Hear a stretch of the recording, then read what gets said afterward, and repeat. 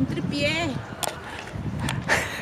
Ok, Alma, dime un poco quién eres y qué estás haciendo aquí en la universidad. Bueno, yo soy Alma Leticia Flores Ávila.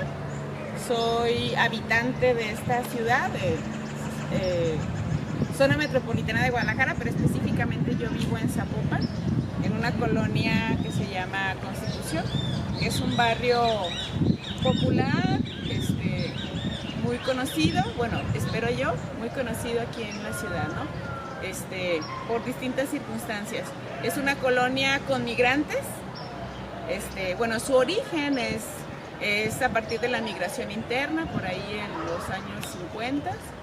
Y en esos flujos de migración, bueno, llegó mi familia y parte de esa familia se fue hacia Estados Unidos. Y a partir de ese interés por mi barrio, por los temas de movilidad, es que me interesé como habitante, como familiar y como profesora de esta universidad en el tema de las movilidades, de las migraciones. ¿Y qué hago aquí? Bueno, soy profesora de esta universidad en la carrera de Trabajo Social, Relaciones Internacionales y en algunos posgrados, Gestión y Desarrollo Social y Desarrollo Local y Territorio. Y también en Relaciones Internacionales de los actores y gobiernos locales. ¿Y me puedes decir un poco acerca de lo que estás haciendo para apoyar a los retornados e integrarse a la universidad o la educación media superior? Sí, bueno, mi interés como académica y como alguien implicado con el tema de las movilidades, bueno, ha sido desde antes, ¿no?, de empezar este tema de la migración de retorno, de las familias mexicanas principalmente, pero particularmente el tema de la integración de los adolescentes a la estructura educativa en México surgió a partir de, bueno, toda esta situación que se dio con el presidente de Estados Unidos, con Donald Trump, donde donde se decía que una gran cantidad de jóvenes de origen mexicano iban a ser deportados y que no íbamos a saber qué hacer con ellos cuando llegaran acá a México, ¿no? Entonces, en ese reflexionar, si eso fuera real, o sea, de que una gran cantidad de jóvenes llegaran aquí a Guadalajara o llegaran aquí a Jalisco y quisieran integrarse a la estructura universitaria, ¿estamos preparados para recibirlos? Esa fue como una primera pregunta, ¿no?, que yo me empecé a formular.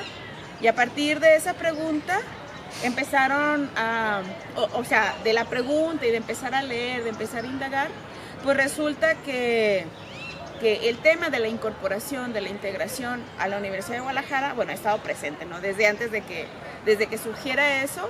Cuando venían chicos que no podían estudiar en las universidades de Estados Unidos, ya sea por cuestión económica o por su condición, y muchos de esos chicos ya eran mis alumnos, ¿no? Entonces, empezando a caer en cuenta, pues resulta que ya los tenía, ¿no?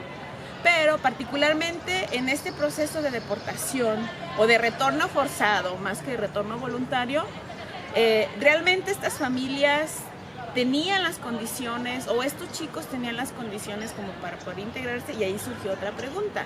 Es decir, ¿qué condiciones o a qué se enfrentan los chicos y las familias para poder estudiar o para poder continuar los estudios?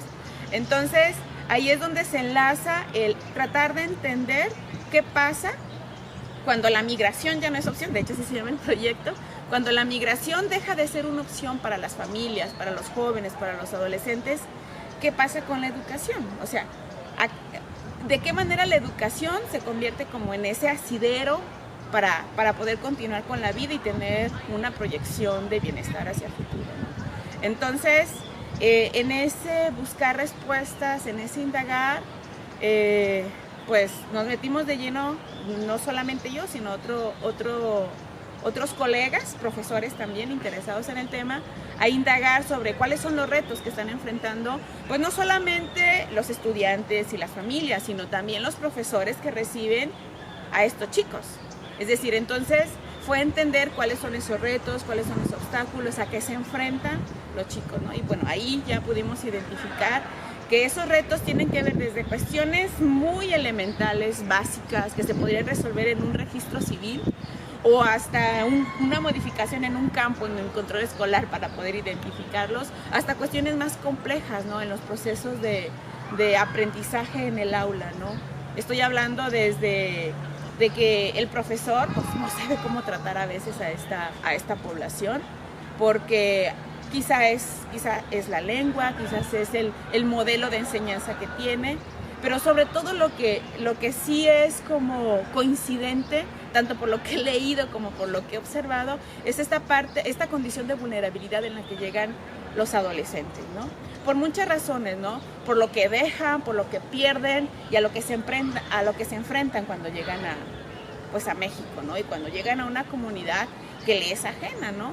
Por más que hayan salido cuando fueron pequeños o por más que en la comunicación puedan relacionarse, al momento de comprender esos contenidos, pues no es lo mismo, ¿no? Entonces, ¿qué es lo que estoy haciendo?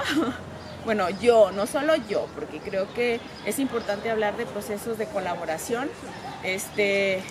Primero empezamos con entender cuáles son los problemas. Lo segundo es desde esta escucha, desde esta colaboración, desde las experiencias de profesores, de tutores, por dónde podemos empezar a trabajar con ellos, ¿no? Entonces así surge un modelo de trabajo que tiene como diferentes aspectos. Uno de ellos tiene que ver con la integración de estos chicos en las comunidades escolares, ¿no? Para trabajar desde aspectos psicoemocionales, pero también la parte social, la parte del trabajo con la comunidad.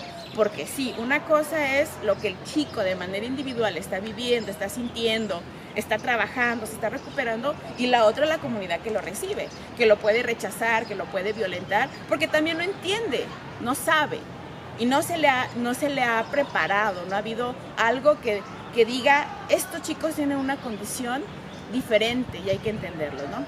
Ese es uno, ese es un programa. El otro tiene que ver con el español de estos chicos, que aunque se puedan comunicar socialmente, los contenidos que se manejan en las aulas quizá no están preparados. Ok, el segundo punto, bueno, hay bastantes situaciones académicas que se tendrían que atender, ¿no?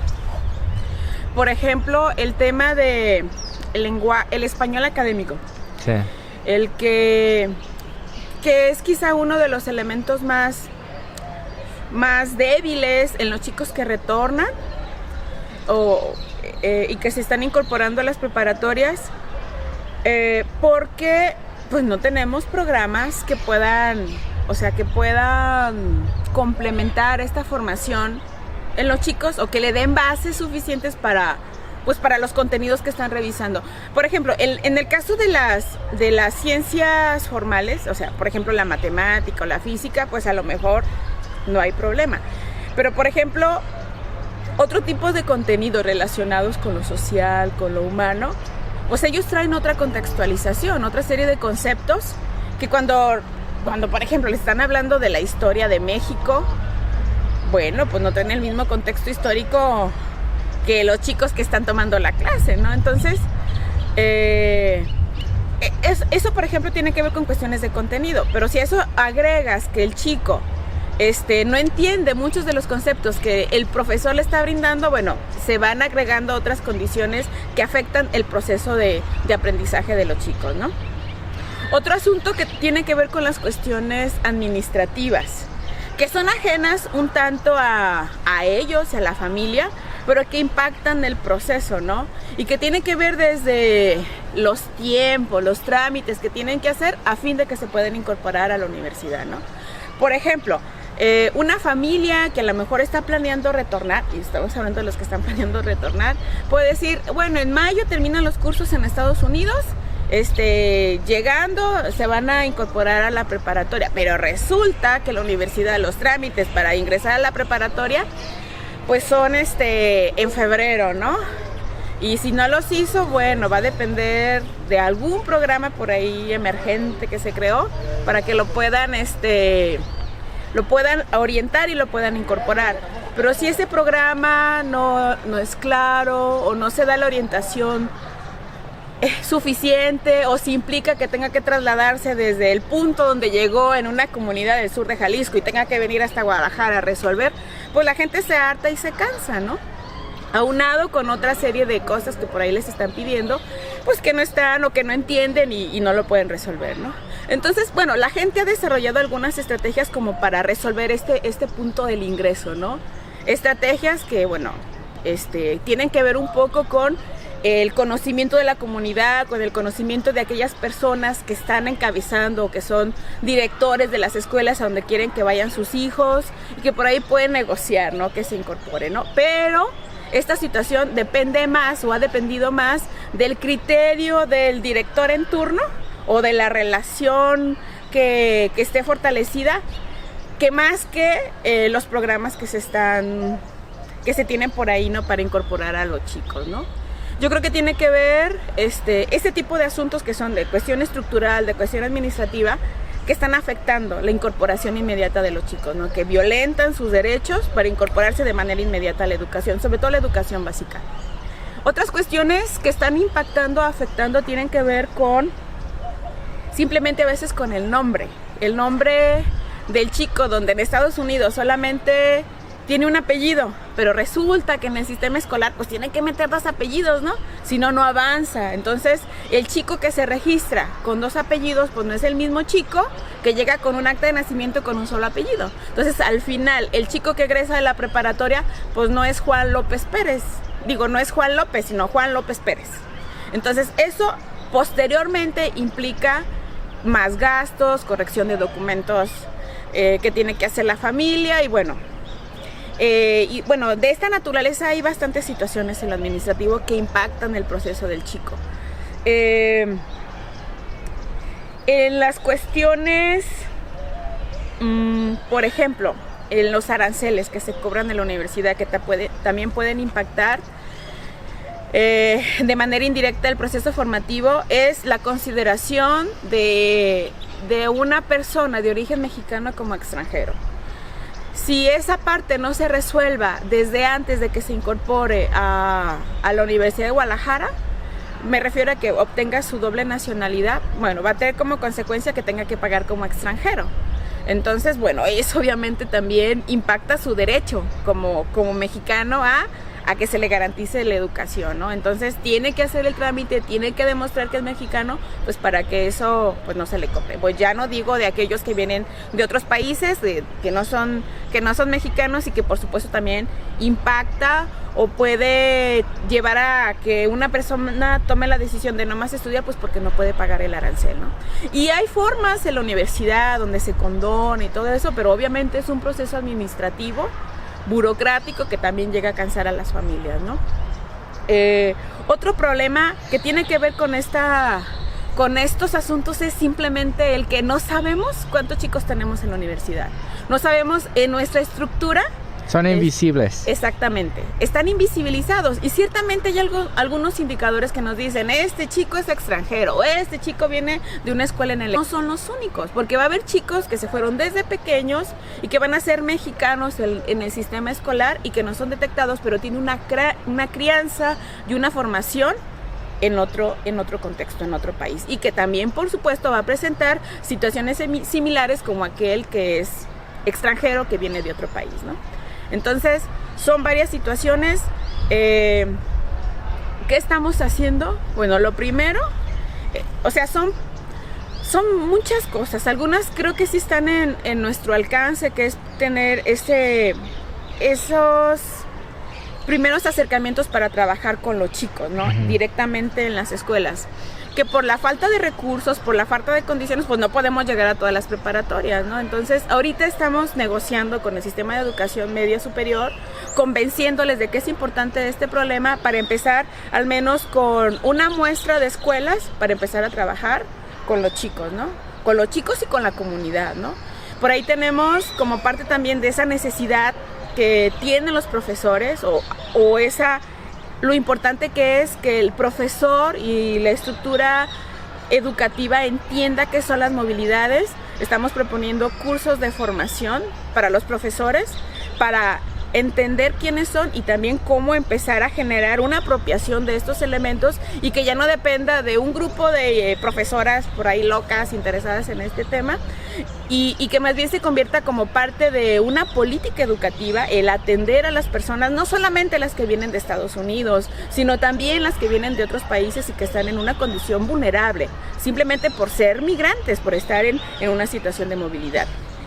O sea, sucede incluso con nuestros connacionales que vienen del sur del país o que vienen de comunidades indígenas y que les cuesta integrarse también a las escuelas de la universidad. Entonces tenemos que trabajar ahora sí como en diferentes pistas para trabajar los problemas pues que enfrenta esta población. Ok, y ahorita estás trabajando con actores también en CUSEA que estudian migración.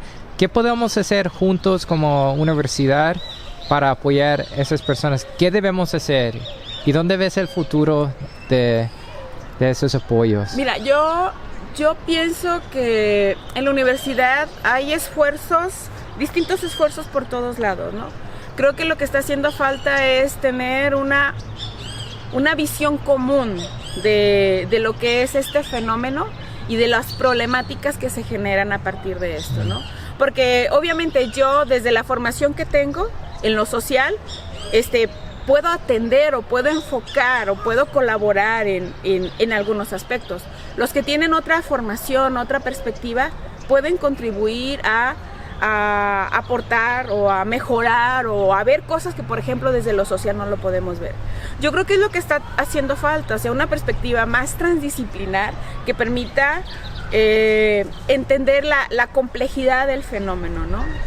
Y bueno, imagínate, en la Universidad de Guadalajara, con tanto migrantólogo, no tenemos ni siquiera un observatorio. Tenemos cátedras, sí, cátedras sobre migración, pero que son espacios académicos. O sea, realmente el trabajo directo con las personas migrantes lo siguen haciendo otros actores, ¿no? Sí, algunos de ellos, por ejemplo, activistas, pues estamos en la universidad, pero pues tampoco se puede hacer todo, y más cuando tienes otras responsabilidades, ¿no? Yo, por ejemplo, soy docente, pero también soy madre. Sí. Entonces, y pues aunque tengamos ganas, sí necesitamos como enfocar esfuerzos, ¿no?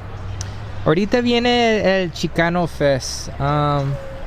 ¿Qué importancia tiene eso para los retornados? El Chicano Fest. ¿Qué importancia tiene para los retornados? Creo que puede ser un espacio que puede visibilizar un perfil de migrantes que a lo mejor puede tener todavía más condiciones que les pueden vulnerar como personas y en esta ciudad, ¿no? El que haya este Chicano Fest, que confieso me entusiasma, porque mi colonia ha estado ligado mucho a esas prácticas de vida de los chicanos en Estados Unidos, reproducidos, por ejemplo, acá en el barrio, que cada vez son menos, eso es cierto, con toda la presión y con todos los estigmas que a veces algunos de los habitantes de mi colonia cargaban por vestir de una manera, por hablar de alguna forma, por pintar ciertas cosas. Y creo que es reconocer que los chicanos son más que lo que se dice, ¿no? Que aportan, que tienen ideas, que han hecho por su comunidad, y que los reconozcan, que los vean aquí. Yo creo que puede generar un sentimiento de identificación, y que aunque ya no estén en el espacio del que a lo mejor no querían salir o del cual fueron obligados a salir, que reconozcan en ellos posibilidades de seguir creciendo, por ejemplo, aquí en la ciudad, o seguir haciendo alianzas o estrategias, pues para seguir creciendo, porque bueno, estén allá o estén aquí, pues hay que seguir tratando de ser felices, donde sea. Ok, gracias.